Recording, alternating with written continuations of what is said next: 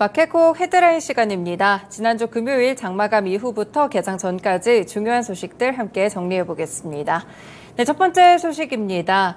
네, 지난주 금요일에 삼성전자가 6% 올랐던 이유는 바로 엔비디아와 관련해서 HBM을 납품하게 될 수 있겠다라는 소식 덕분이었는데요. 일단 SK하이닉스도 열심히 HBM과 관련된 사업들을 진행하고 있고요. 실제로 그에 대한 가시화된 성과들이 나타나고 있습니다. 생성형 인공지능 열풍 때문에 HBM 수요가 늘면서 올해 2분기 SK하이닉스의 글로벌 D램 시장 점유율이 30%를 넘어섰는데요. 시장 점유율 1위인 삼성전자와 점유율 격차가 10년 내 가장 근소한 수준으로 줄었다고 합니다. 옴디아에 따르면 올해 2분기 전 세계 D램 매출은 107억 달러로 전년 동기 대비 57% 줄었지만 전 분기 대비해서는 15% 늘면서 바닥이 확인되고 있고요. 업체별로 보면 1위 삼성전자의 D램 매출이 41억 달러로 같은 기간 3% 증가했습니다. SK하이닉스의 2분기 D램 매출은 전 분기보다 무려 49%나 급증하면서 34억 달러로 집계됐는데요. 이에 따라 시장 점유율은 31.9%로 전 분기 대비했을 때 7.2%포인트나 급등하는 모습이었습니다. 그래서 삼성전자와의 점유율 격차가 1분기에는 18.1%포인트가 났었는데 2분기에는 6.3%포인트대까지 이 한 자릿수대로 격차가 줄어들게 된 것인데요. 결국 SK하이닉스의 반등을 만든 것은 인공지능에 대한 열풍 덕분입니다. 옴디아는 인공지능 수요가 본격화하면서 HBM과 128GB 이상의 서버용 고용량 제품 판매가 호조를 보였다면서 프리미엄 제품 비중의 확대에 가격 하락폭이 둔화했다라고 설명을 했습니다. 인공지능 수요의 강력한 모멘텀이 D램 시장의 변화를 주도할 것으로 현재 보고 있는데요. 이에 따라서 또 이 관련된 종목들도 함께 체크를 해보실 수 있겠습니다. 네, 지난주 금요일 올랐던 삼성전자와 더불어서 SK하이닉스 보실 수 있겠고요. 또 그리고 주말 중에 나왔던 공시들 가운데 한미반도체가 SK하이닉스로부터 415억 원 규모의 HBM 제조용 장비를 수주했다는 소식도 있었습니다. 한미반도체까지 함께 체크해 두시면 좋을 것 같습니다. 두 번째 소식입니다. 완성차 판매도 좋은데요. 이 현대차와 기아가 지난달 미국 시장에서 성장세를 이어갔습니다. 현대차 미국 판매법인은 지난 8월 한 달간 신차 판매량이 6만 5,046대로 작년 같은 달보다 1% 증가했다고 밝혔는데요. 차종별로는 SUV 비중이 전체 판매량의 75%로 4분의 3 이상을 차지했습니다.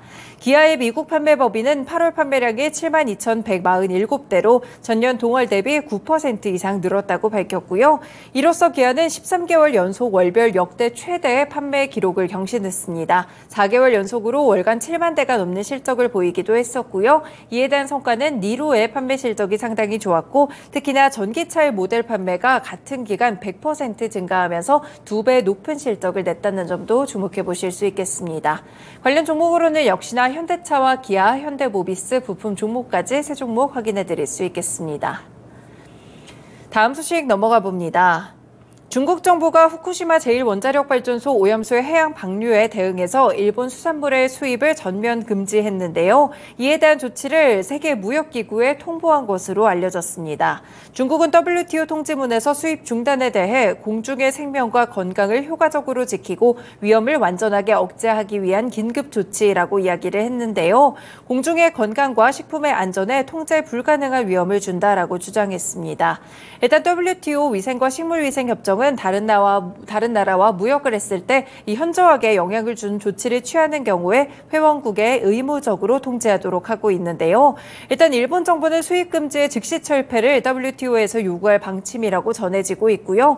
일본 정부는 중국이 WTO의 수입 금지 조치를 통보한 것을 계기로 해양 방류를 비판하는 중국에 대한 대응도 강화해서 이렇게 대응을 하기로 결정했다고 밝혔습니다.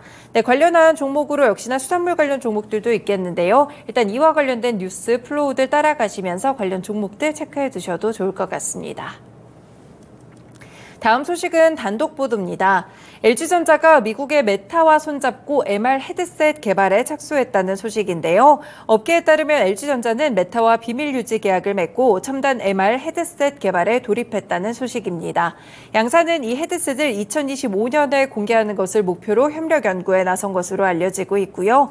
MR 헤드셋 개발에 필요한 하드웨어와 각종 부품은 물론 소프트웨어 개발에도 힘을 합칠 것으로 보입니다. LG전자 측은 이에 대해서 가상현실 가상현실 분야에서 다양한 R&D를 이어가고 있지만 구체적인 협업 파트너를 밝히기는 어렵다라고 일단 해명을 했고요. LG전자와 메타가 MR 분야에서 이렇게 협력을 하기로 한 것은 이 사업을 차세대 먹거리로 키우겠다는 양사의 전략이 맞아떨어졌기 때문으로 분석되고 있습니다. LG전자와 메타 간 협력으로 2026년에 229억 달러로 MR 시장이 커질 것으로 전망되고 있고요. MR 시장의 주도권을 잡기 위해서 애플과 삼성전자 또 그리고 메타까지 빅테크 간 경쟁은 향후 치열해질 것으로 보이고 있습니다. 네, 관련 종목으로는 역시나 LG전자와 LG이노텍 함께 체크해 보실 수 있겠고요. 일단 단독 보도로 빅테크 기업과의 이런 협업 소식 들려왔기 때문에 오늘 정규장에서의 흐름도 관측해 보시길 바라겠습니다. 다섯 번째 소식입니다. 지난 8월 계속해서 무더위가 좀 연일 계속됐었죠. 이 전기 사용량이 역대 여름 최고 수준까지 오른 것으로 잠정 집계됐습니다. 에너지 업계에 따르면 지난 8월 전력거래소에서 이뤄진 전기 거래량은 역대 여름철 가운데 가장 많은 5만 1000여 기가와트시로 잠정 집계됐는데요. 올해 들어서 전력거래소의 월간 전기 거래량이 지난해 같은 달보다 증가한 것은 8월이 처음이었습니다. 일단 업계에서는 경기 영향으로 전체 수요의 약 55%를 차지하는 산업 용 전기 사용량이 정체된 가운데 가정용과 상업시설에서 쓰는 일반용 전기 사용량이 예년보다 큰 폭으로 늘었다고 보고 있고요. 이에 따라서 지난 8월의 특정 시간대의 최대 전력 수요도 역대 최고 수준을 나타냈다고 합니다. 네, 관련 종목으로는 한국전력 체크해 보실 수 있겠고요. 일단은 이렇게 전기요금과 관련된 가계의 부담도 조금 커졌다는 점도 함께 체크해 두실 수 있겠습니다. 마지막 소식 살펴봅니다. 한국거래소가 이 김영준 회장의 횡령과 배임 혐의로 거래가 정지된 이화그룹 계열 상장사 3곳의 상장 폐지를 결정했습니다. 거래소는 1일 기심위를 열어 유가증권 시장의 상장사 EID와 코스닥 시장의 상장사 이화전기 그리고 이트론의 상장 폐지를 결정했다고 밝혔는데요. EID에 대해서 개선 계획과 기업의 계속성, 경영의 투명성, 그 밖의 공익 실현과 여러 가지를 종합적으로 고려해 심의한 결과 상장 폐지 기준에 해당한다라고 설명했습니다. EID는 유가증권 시장의 상장 규정에 따라 상장 폐지 통지를 받은 날부터 15일 이내에 거래소에 이의 신청을 할 수가 있는데요. 앞서서 지난 5월 10일 검찰이 이화그룹의 김영준 회장과 김성규 총괄사장에 대해 구속영장을 청구하자 거래소는 조회 공시를 요구한 바 있습니다. 일단 이들 기업이 혐의를 부인하거나 혐의의 발생 금액을 낮춰서 공시를 해서 잠시 거래가 재개되기도 했었지만 거래소는 제보를 토대로 이화그룹 계열사들의 공시가 사실과 달랐다는 점을 파악하고 결국 매매 거래를 정지했습니다. 지금도 거래 정지가 일단은 된 상태인데요. 상장 폐지가 결정이 됐기 때문에 앞으로의 이의 신청 소식과 더불어 실제 상장 폐지로 이어지게 될지도 흐름 주목해 보시면 좋을 것 같습니다. 네, 오늘도 이렇게 6가지 소식들 함께 살펴드렸습니다. 마켓콕 헤드라인이었습니다.